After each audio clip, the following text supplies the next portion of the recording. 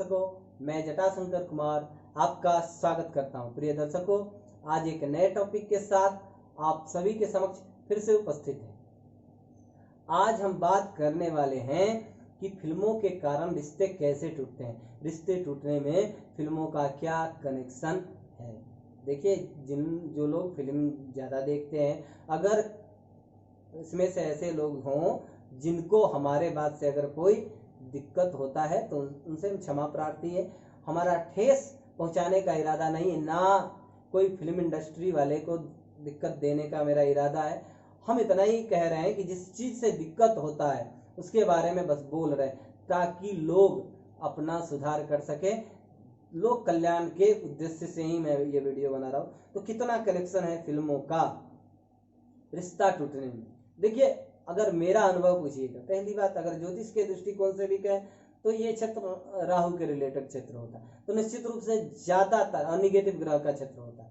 तो निश्चित रूप से ये 100% बात लिख लीजिए कि अगर रिश्ते टूटते हैं तो उसका मुख्य रीजन यही होता है। मुख्य रीजन निश्चित रूप से यही होता है। अब होता कैसे है इस बात का भी, क्योंकि सीधे बिना हाथ पांव की बात तो करेंगे नहीं, तो बात कर लेते हैं कि ये होता कैसे।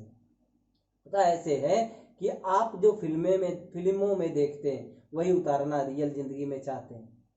अब आप एक बात बताइए, जो चीज फिल्म का एक्टर और एक्ट्रेस फिल्मों में दिखाता वो क्या रियल जिंदगी में वैसा होता है क्या? उसका जीवन खुद ही नरक का जीवन है, वो आपके जीवन को कैसे सुधार लेगा ये बताइए। आप जिसके फैंस बने फिरते हैं, आप उनका जीवन देखिए ना।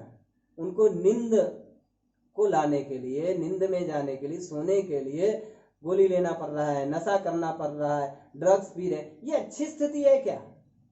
जनरल कंडीशन में कहाँ ये चीजें होती हैं? तो जब उनका जीवन सही नहीं है, आप वैसे लोगों को महान बनते चल रहे, उन्हीं को सिर्फ देख रहे, तो उनका प्रभाव नहीं पड़ेगा क्या? मन क्या है, चंद्रमा क्या है, आपको कल्पना में घुमाता है और उस पर जैसा प्रभाव होगा, अगर निगेटिव ग्रह का प्रभाव है, इसी के कारण तो आप ज्यादा फिल्म देख पा रहे हैं, आप उसी के अनुसार वृत्ति ला रहे हैं। और जब ये निगेटिव ग्रह बलवान हो जाएगा तो आपको रिश्ते को क्यों नहीं तोड़ेगा, आप ज्यादा एक्सपेक्टेशन कर लेंगे। अब रियल जिंदगी में इतना ज्यादा चीजें नहीं हो सकता है। रियल जिंदगी में वर्क भी होता है, सिर्फ आप प्रेम से काम चलेगा नहीं, और जो चीजें दिखाई जाती है उतना भर से काम नहीं चलता। रियल जिंदगी में रियल वर्क होता है, तो ग्राउंड लेवल से आपको सोचना पड़ेगा। आपको सीधे हवाई उड़ाने से काम नहीं चलने वाला। तो रिश्ते टूटते हैं क्योंकि आप चाहते वही है और कोई दूसरा इसमें और कभी तीसरा कोई पड़ जाए। 2 मिनट के लिए आपसे मिलेगा, निश्चित रूप से उसका व्यवहार अच्छा होगा। अब उसके पास आप रेगुलर के लिए जाओ, वही हो जाएगा। तो आप 2 करें विवाह, 4 करें या 50 करें, बात वही होने वाला है। कुछ दिन बाद आपको बोरिंग जीवन ही लगेगा।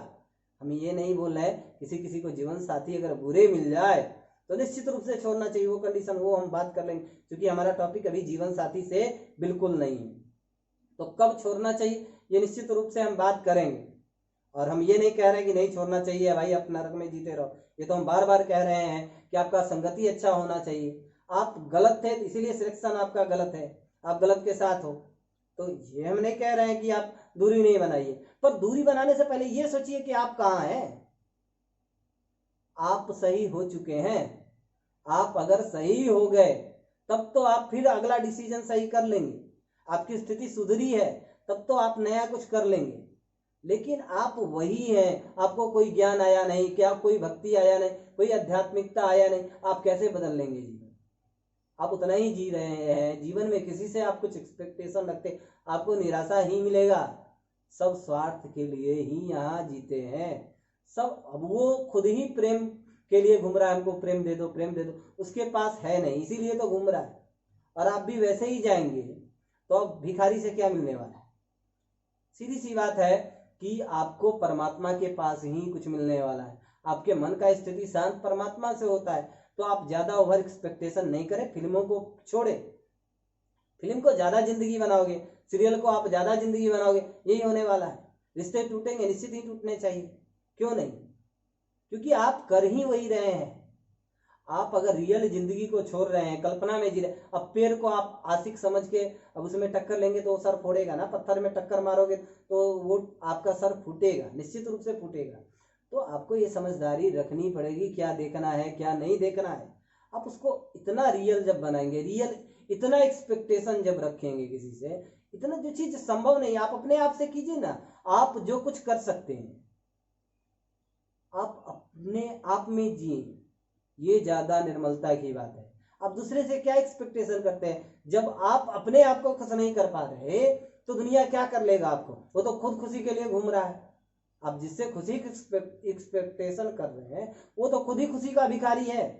वो यहाँ घूम ले रहा है, वहां घूम ले रहा है, उसके पास जा रहा है, उधर जा रहा है, इसलिए जा रहा है ना कि उसे सुकून मिले, खुशी मिले। कहीं मिलेगा नहीं, क्योंकि उसने कोई ग्रंथ नहीं पढ़ा, सही चीज नहीं पढ़ा। कहाँ मिलेगा?